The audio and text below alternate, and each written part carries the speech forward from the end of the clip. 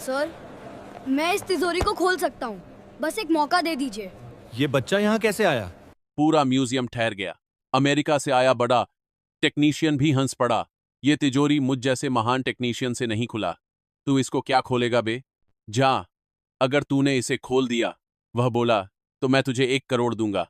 हंसी गूंजने लगी, कैमरे चमकने लगे सर, और I बीच can में खड़ा open था this vault. फटे Just कपड़ों give में me एक one दुबला chance. सा गरीब This बच्चा। vault couldn't यह be तिजोरी opened by कोई a आम great तिजोरी technician नहीं like थी। me. 5 साल पहले एक पुराने खंडहर से इसे निकाला गया था। कहा जाता था कि इसके अंदर किसी प्राचीन राजा का खजाना है, लेकिन दिक्कत यह थी, तिजोरी खुल ही नहीं रही थी। आधुनिक मशीनें फेल हो चुकी थीं, लेजर, ड्रिल, एक्सरे सब बेकार। आखिरकार अमेरिका से एक स्पेशल टेक्नीशियन बुलाया गया, लेकिन वह भी इसे नहीं खोल पाया। लेकिन उस गरीब लड़के ने वह जो कारनामा किया, उसे देखकर अमेरिका के बबे से बबे दिग्गज भी हैरान रह गए। जानने के लिए बस आखिर तक देखते रहिए दोस्तों। आज म्यूजियम खचाखच भरा था। इतिहासकार, अधिकारी, मीडिया और कोने में खड़ा था आरव, एक सफाई कर्मचारी का बेटा। उसका पिता म्यूजियम में रात की सफाई करता था। आरव अक्सर उसके साथ आ जाता था, चुपचाप कोनों में बैठकर पुरानी चीजें देखा करता। आज भी वही हुआ। जब टेक्नीशियन ने हार मानते हुए कहा, यह तिजोरी शायद कभी नहीं खुलेगी, तभी वह आवाज आई, सर, मैं खोल सकता हूं। सब पलटकर हंस पड़े। ये बच्चा, सफाई वाले का बेटा? गार्ड उसे हटाने आए, लेकिन बच्चे की आंखों में डर नहीं था, सिर्फ यकीन। जिस हॉल में अभी कुछ सेकंड पहले तक कैमरों की फ्लैश चमक रही थी, लोग हंस रहे थे, विदेशी एक्सपर्ट अंग्रेजी में कुछ समझा रहा था, अचानक वहां सन्नाटा छा गया। सबकी नजरें एक ही दिशा में घूम गईं। वहां खड़ा था फटे कपड़ों में, चप्पल घिसी हुई, दुबला सा एक गरीब बच्चा, उम्र लगभग 13-14 साल, चेहरा धूप में जला हुआ, बाल बिखरे हुए, लेकिन आंखें बिल्कुल स्थिर। अमेरिका से आया बड़ा टेक्नीशियन, जो अभी अभी बड़े कॉन्फिडेंस के साथ यह घोषणा कर चुका था कि यह तिजोरी अब कभी नहीं खुलेगी। पहले तो चौंका, फिर उसके चेहरे पर व्यंग्य की मुस्कान आई। उसने गले में लटका अपना महंगा ईड कार्ड उंगलियों से उछालते हुए कहा, ये मुझ जैसे महान टेक्नीशियन से नहीं खुला, तू इसको क्या खोलेगा बे? भीड़ में हल्की हंसी दौड़ गई। कुछ पत्रकारों ने कैमरे उसकी तरफ घुमा दिए, नया तमाशा शुरू हो गया है वाली भावना के साथ। कुछ अधिकारी बड़बड़ा उठे, सिक्योरिटी कहाँ है? बच्चे को यहां किसने घुसने दिया? गार्ड उसकी तरफ बढ़ गए, उसे हटाने के लिए, लेकिन बच्चा अपनी जगह से हिला नहीं। उसकी आवाज कांप नहीं रही थी। उसने दोबारा कहा, सर, अगर आपने मुझे एक मौका दिया, मैं ये ताला खोल सकता हूं। अगर न खोल पाया, तो आप मुझे बाहर निकाल दीजिए, लेकिन एक बार कोशिश तो करने दीजिए। एक अधिकारी ने झूंझलाकर कहा, यह कोई खेल नहीं है, यह राष्ट्रीय धरोहर है। 5 साल से दुनिया भर के एक्सपर्ट लगे हैं इस पर। यह बच्चा क्या कर लेगा? अमेरिकन टेक्नीशियन को शायद इस पूरे दृश्य में मजा आने लगा था। वह हंसकर आगे बढ़ा, बच्चे के कंधे पर हल्का सा थाप देते हुए बोला, चल ठीक है हीरो, एक काम करते हैं, अगर तूने इसे खोल दिया तो मैं तुझे 1 करोड़ दूंगा। 1 करोड़, कैश नहीं, चेक, ठीक है? उसने हंसते हुए पीछे मुड़कर क्राउड की तरफ देखा, जैसे कोई सर्कस का एक्ट शुरू कर रहा हो। हंसी गूंजने लगी। कुछ मोबाइल कैमरे और उठ गए। किसी ने फुसफुसाकर कहा, अगर खोल भी दिया तो बाद में बोल देगा मजाक था। किसी ने कहा, चलो देखो बच्चा क्या नौटंकी करेगा। हॉल के बीच में, मोटे मोटे लोहे के रेलिंग के पीछे, एक विशाल काली धातु की तिजोरी रखी थी। चारों ओर लाल वेलवेट की रस्सियां, सिक्योरिटी गार्ड, सीसीटीवी कैमरे। उस तिजोरी पर पुराने राजघराने की एक निशानी उत्कीर्ण थी, एक शेर, एक तलवार, कुछ अजीब प्रतीक।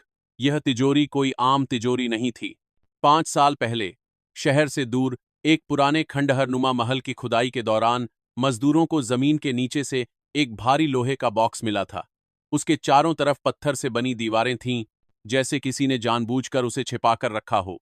जब उसे क्रेन से उठाकर बाहर लाया गया तो उसका वजन देखकर सब दंग रह गए। पुराने दस्तावेजों से पता चला था कि वह तिजोरी किसी प्राचीन राजा की गुप्त तिजोरी हो सकती है, जिसमें या तो खजाना होगा या कोई राज। उसे शहर के इस म्यूजियम में लाया गया। सरकार ने घोषणा की वैज्ञानिक तरीके से तिजोरी खोली जाएगी, न कि तोड़फोड़ से। अंदर जो भी होगा, इतिहास की धरोहर होगा। लेकिन समस्या यह थी, तिजोरी खुल ही नहीं रही थी। उसमें कोई साधारण चाबी का छेद नहीं था, कोई कोड वाला डायल नहीं, कोई इलेक्ट्रॉनिक पैनल नहीं। बाहर से दिखता केवल मोटा काला धातु और कुछ उभरे हुए सिंबल्स। इतने साल में देश के कई टॉप लॉक एक्सपर्ट बुलाए गए। किसी ने लेजर से स्कैन किया, किसी ने अल्ट्रासोनिक मशीनें लगाईं, किसी ने एक्सरे से भीतर की झलक देखने की कोशिश की, लेकिन तिजोरी ने कोई राज नहीं खोला।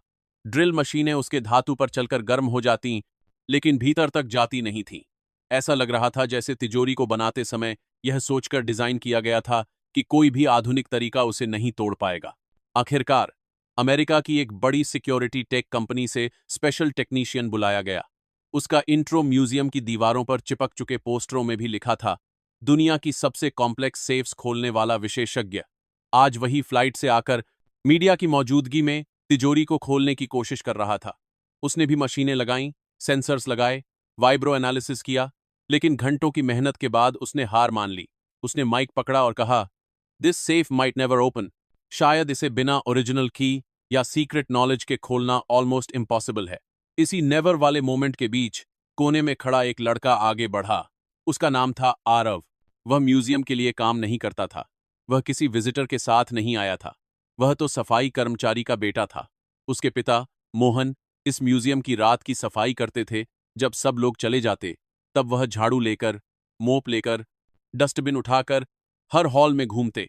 कई बार रात को देर से लौटते तो आरव भी उनके साथ आता, क्योंकि घर पर अकेला रहना उसे अच्छा नहीं लगता था। बचपन से ही आरव ने इस म्यूजियम की दीवारों, मूर्तियों, पुरानी तलवारों, सिक्कों, चित्रों को दूसरी नजर से देखा था। जब उसके पिता झाड़ू लगाते, वह कोनों में बैठकर उन पर लगे छोटे छोटे बोर्ड पढ़ने की कोशिश करता। कभी कभी गार्ड उसे डांट देते, ये सब छूना नहीं है, लेकिन उसकी आंखें हर चीज को निरीक्षण की तरह देखतीं। Pattern, symbol, shapes, lock, hinges. एक और अजीब बात थी, आरव के दादा, जो अब इस दुनिया में नहीं थे, अक्सर कहा करते थे, हम कभी राजा के लोगों में से थे। बचपन में आरव को ये बातें कहानी जैसी लगती थीं, जैसे दादा कोई फालतू की शान बघर रहे हों। लेकिन दादा जो कुछ बताते उसमें डिटेल इतनी होती कि वह कभी कभी सोच में पड़ जाता। जैसे दादा कहें, हमारे पुरखे ताले बनाते थे, वो भी ऐसे कि कोई खोल न सके, और ऐसे भी कि जो चाहे खोल सके। राजाओं के खजाने की रक्षा का जिम्मा हमारी ही पीढ़ी पर था। जब दादा गुजर गए तो यह बातें भी हवा में खोती चली गईं। लेकिन एक दिन म्यूजियम के पीछे के हिस्से में, एक पुरानी लाइब्रेरी के स्टोर रूम जैसे कमरे में, जहां टूटी कुर्सियां, पुराने बक्से और नाकाम पोस्टर रखे थे, आरव को कुछ अजीब मिला। वह अपने पिता के साथ रात की शिफ्ट में आया था। उसके पिता और एक और सफाई वाला आदमी उस कमरे की सफाई कर रहे थे। चीजें हटाते हटाते एक पुराने वुडन ट्रंक का ढक्कन खुल गया। उसके अंदर धूल से भरी कुछ किताबें थीं, हाथ से लिखी हुई, पीले पड़ चुके पन्ने, फटी हुई जिल्द। जब सब चले गए तो आरव चुपके से वापस उसी कमरे में गया। उसने एक किताब उठाकर खोली। उस किताब में चित्र थे, अजीब अजीब निशान, ताले के डिजाइन, गियर, तिजोरियों के सेक्शन, और उनके साथ साथ कुछ गुप्त तरीके, सिंबल बेस्ड कॉम्बिनेशन। कई जगह एक ही निशान उसे म्यूजियम की तिजोरी पर बने निशान जैसा लगा। उसकी धड़कन तेज हो गई। कुछ पन्नों पर लिखा था, राज तिजोरी के गुप्त ताले का विधान, केवल वंशजों के लिए, बिना ध्वनि के खुलने वाली तिजोरी, याद से खुलने वाले लॉक। उसने पूरा नहीं समझा, लेकिन इनफ समझ गया कि यह कोई मामूली डायरी नहीं है। उसे याद आया, दादा कहा करते थे, हमारे पास वो विद्या थी जिससे तिजोरी बिना चाबी खुले और बिना तोड़-फोड़ के बंद भी हो जाए। कई रातों तक जब उसके पिता ऊपर वाले हॉल में सफाई करते रहते, आरव नीचे के स्टोर रूम में बैठकर उन किताबों को पढ़ने की कोशिश करता। लैंग्वेज पुरानी थी, पर धीरे धीरे उसे सिंबल्स की भाषा समझ आने लगी। हर निशान का मतलब, हर स्क्रैच की जगह का लॉजिक। वह खाली एयर में हाथों से पैटर्न बनाकर प्रैक्टिस करता, जैसे इनविजिबल ताले को खोल रहा हो। और फिर 5 साल पुरानी उस तिजोरी की खबर जब पहली बार म्यूजियम में आई तो उसके अंदर कुछ हिल गया। जब उसने पहली बार उस तिजोरी को देखा तो वह ठिठक गया। ये वही पैटर्न है। तिजोरी पर बने कुछ निशान, कुछ कॉर्नर कट्स किताबों के डिजाइन से मिलते जुलते थे। उसी दिन से उसके दिमाग में एक पागल सा विचार घूमने लगा, क्या ये वही राज तिजोरी हो सकती है जिसकी बात दादा किया करते थे? क्या हमारे पूर्वजों ने यह लॉक बनाया था? वह घर आकर नोटबुक में स्केच बनाता, रात को किताबों से सिंबल्स कंपेयर करता। धीरे धीरे उसके दिमाग में पूरा ताले का नक्शा बनता गया। उसे समझ आया कि यह कोई रैंडम ब्लॉक ऑफ मेटल नहीं, यह inner locking plates, sliding wages और वेट बेस्ड मैकेनिज्म्स का जाल है, जो कुछ खास जगहों पर हल्का दबाव डालने से अनलॉक हो सकते हैं। लेकिन यह सब केवल थ्योरी थी, उसे प्रैक्टिकल करने का मौका नहीं था। आज जब फॉरेन टेक्नीशियन ने हार मानते हुए कहा, यह तिजोरी शायद कभी नहीं खुलेगी, तब आरव के अंदर कुछ टूटने को आया। उसे लगा जैसे उसके पुरखों की विद्या को किसी ने बेइज्जत कर दिया हो। उसी इम्पल्स में उसने आवाज लगा दी, सर, मैं खोल सकता हूं। अब वह इस मुकाम तक पहुंच चुका था कि या तो वह पूरी तरह पागल कहा जाएगा या इतिहास बदल देगा। अमेरिकन टेक्नीशियन ने मजाक में चैलेंज दे दिया। भीड़ ने तमाशा मान लिया। अब सबकी निगाह बीच में खड़े बच्चे पर थी। आरव धीरे धीरे आगे बढ़ा। उसके पिता भीड़ के पीछे से भागते हुए आए। अरे बेटा, तू क्या कर रहा है? ये सब बड़े लोगों का काम है, नीचे उतर जा। लेकिन अब बात पिता बेटे की नहीं रही थी। यह बात उसके विश्वास और पूरी वंश पर लग चुकी झूठी शान की थी। उसने तिजोरी के पास जाकर हाथ से उसकी ठंडी सतह को छुआ। धातु ठंडी थी, लेकिन उसके अंदर गर्म लहर जा रही थी। उसने गहरी सांस ली। उसने किसी मशीन की मांग नहीं की, न कोई हथौड़ा, न कोई टूल। सबको लगा कि अब ये बच्चा किसी फिल्म जैसा कुछ करेगा, दोनों हाथ फैलाकर आंख बंद करेगा, मंत्र वगैरह बोलेगा। लेकिन उसने कुछ भी ऐसा नहीं किया। उसने बस अपने हाथों की उंगलियां तिजोरी की सतह पर रखीं, ऊपर बने सिंबल्स को हल्के से छुआ, जैसे उन्हें पहचान रहा हो। उसने तिजोरी के एक साइड पर, किनारों के पास, उस जगह हाथ रखा जहां हल्का सा उभरा हुआ हिस्सा था जो आम आदमी की नजर से छूट सकता था, लेकिन किसी ट्रैक्ट एंड आंख से देखो तो वह फालतू नहीं लगता। उसने पहले उंगलियों से कुछ खास जगहों पर हल्की थाप दी, धक ढक, जैसे किसी इनविजिबल पैटर्न के हिसाब से। धातु के अंदर कहीं से हल्की हल्की गूंज आई। फिर उसने दोनों हाथों से दो अलग अलग जगहों पर एक साथ दबाव डाला, फिर छोड़ा, फिर तीसरी जगह पर हाथ रखा।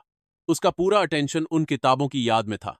पहले ऊपर वाली प्लेट, फिर नीचे का वेज, फिर दाहिने की स्लाइड। मीडिया वालों को यह सब धीमा और बोरिंग लग रहा था। कुछ ने कैमरा नीचे कर लिया। कुछ नहीं होगा, बस टाइम पास है। कोई विस्पर कर रहा था, देखना, थोड़ी देर में गार्ड इसे हटाएंगे।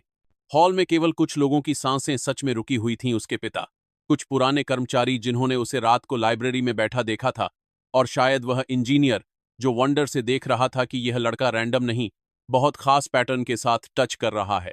आरव ने आखिरी बार तिजोरी के एक किनारे पर हथेली रखी और बहुत हल्के लेकिन स्टेडी प्रेशर के साथ कुछ सेंटीमीटर स्लाइड जैसा मोशन किया, जैसे इनविजिबल लॉक को अपनी जगह से खिसका रहा हो। क्लिक! एक बेहद हल्की आवाज आई, इतनी हल्की कि कुछ लोगों को तो सुनाई ही नहीं दी, लेकिन जो तिजोरी के पास खड़े थे उनके कानों ने उस आवाज को पकड़ लिया। फिर अंदर से किसी भारी चीज के सरकने की आवाज आई, गुड़ गुड़ गुड़, जैसे कोई मेटल प्लेट नीचे की तरह गिर रही हो। अगले ही पल तिजोरी का भारी द्वार थोड़ा सा अपने आप आगे की तरफ झुक गया। किसी ने धीरे से धक्का दिया और तिजोरी का दरवाजा खुल गया। पूरा म्यूजियम सन्न हो गया। कुछ सेकंड तक तो किसी को समझ ही नहीं आया कि हुआ क्या है। फिर अचानक कैमरों की फ्लैश एकदम तेज हो गई। भीड़ में एक वेव की तरह शोर उठा। खुल गई, तिजोरी खुल गई। किसी ने चिल्लाकर कहा, इम्पो एस साइबल। किसी ने अविश्वास में अपने सिर पर हाथ रख लिया। अमेरिकन टेक्नीशियन के चेहरे का रंग उड़ चुका था। वह तिजोरी के पास दौड़कर आया, दरवाजे के जोड़, हिंजेस, लॉक मैकेनिज्म को देखने लगा। उसने अंदर झांका, फिर बाहर देखा, फिर बच्चे की तरफ। अंदर सोना नहीं था, कोई चमकता हुआ डायमंड, कोई सोने के सिक्कों का ढेर, कोई जेवर, कुछ नहीं। अंदर थे चमड़े की पुरानी थैलियां, तांबे के cylinders, rolled up parchment, seal लगे डॉक्यूमेंट्स, राजवंश की मुहरें, कुछ दुर्लभ मुहरें और कुछ मेटालिक प्लेट्स जिन पर लिपि खुदी हुई थी। इतिहासकारों के लिए यह सोने से ज्यादा कीमती था। एक सीनियर हिस्टोरियन ने शेकी हाथों से एक डॉक्यूमेंट उठाया, उसकी राइटिंग देखी, सील देखी और भावुक होकर बैठ गए। ये तो उसी राजवंश की ओरिजिनल लैंड ट्रीटीज लग रही हैं। ये तो उस समय की असली मुहर है जिसकी सिर्फ किंवदंती बची थी। ये तो पूरी इतिहास की किताबें बदल सकती हैं। किसी ने कहा, हमने सोना खोजा था, हमें इतिहास मिल गया। अमेरिकन टेक्नीशियन, जो दुनिया भर में अपने टूल्स और कोड्स से ताले खोल चुका था, धीरे से बोला, ये असंभव है। There was no visible keyhole, no code, no combination input. How did you? Aarav ने बस इतना कहा, सर, ये ताला मशीन से नहीं, याद से खुलता है। इसे जब बनाया गया था तब उसके तरीके एक खास किताब में लिखे गए थे। मेरे दादा कहा करते थे, हमारे पूर्वज ताले बनाते थे। मुझे लगा शायद वही लोग इसे बनाते होंगे। मैंने बस वही पैटर्न अप्लाई किया जो उस पुरानी किताब में था। उसके शब्द सिंपल थे, पर उनके पीछे पीढ़ियों की नॉलेज खड़ी थी। वह सिर्फ अपनी नहीं, अपने दादा परदादा और उनकी दुनिया की बात कर रहा था, जिसे राजा के लोग कहकर भुला दिया गया था। सरकार ने तूफानी गति से प्रेस कॉन्फ्रेंस बुलाया। बच्चे को मंच पर बुला या गया। उसके फटे कपड़ों को देख कुछ लोगों ने कहा, पहले इसे अच्छे कपड़े दो। लेकिन आरव उसी कपड़े में, हल्का सा डर और गर्व एक साथ लिए, स्टेज पर खड़ा था। एक अधिकारी ने घोषणा की, आज इस बच्चे ने सिर्फ एक तिजोरी नहीं खोली, उसने हमारे इतिहास का एक बंद कमरा खोल दिया है। सरकार उसकी पढ़ाई की पूरी जिम्मेदारी लेगी, उसे स्कॉलरशिप दी जाएगी, चाहे वह इंजीनियरिंग पढ़ना चाहे, उसे गार पर बिहार की हिस्ट्री या साइंस जो भी। और वो 1 करोड़ हॉल के कोने में खड़ा अमेरिकन टेक्नीशियन, जो अब तक थोड़े शौक में था, धीरे धीरे आगे बढ़ा। उसके हाथ में एक चेकबुक थी। उसने माइक की जरूरत नहीं महसूस की। उसने सबके सामने चेक पर अमाउंट लिखा, 1000, और बिना एक शब्द बोले वह चेक आरव की तरफ बढ़ा दिया। मैंने चैलेंज दिया था। उसने धीमी आवाज में कहा, मुझे अपना शब्द निभाना है। कभी कभी किसी कल्चर की नॉलेज किसी भी मॉडर्न टेक्नोलॉजी से बड़ी होती है। आरव के पिता के हाथ कांप रहे थे। उन्हें समझ नहीं आ रहा था कि ज्यादा वजन किसका है, उस चेक का, उस पल का, या अपने बेटे के कंधों पर अचानक आ गिरी उम्मीदों का। लेकिन असली बात पैसे की नहीं थी।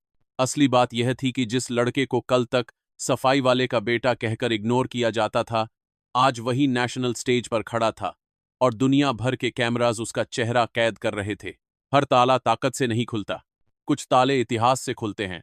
कुछ ताले मशीन्स नहीं, यादें खोलती हैं। कुछ ताले चाबी नहीं, सही कहानी मांगते हैं। आरव गरीब था। उसके पास ब्रांडेड स्कूल नहीं था। उसकी जेब में महंगा फोन नहीं था। उसके नाम के आगे कोई डिग्री नहीं लिखी थी। लेकिन उसकी जानकारी अमीर थी, पीढ़ियों की लेगेसी से, जिज्ञासा से, और उस करेज से जो उसे भीड़ के बीच से आगे लाने के लिए काफी था। अगर आपको लगता है कि टैलेंट जगह नहीं देखता, डिग्री नहीं पूछता, सिर्फ मौका मांगता है, तो बस इतना याद रखिए, मौका हर बच्चे को मिलना चाहिए।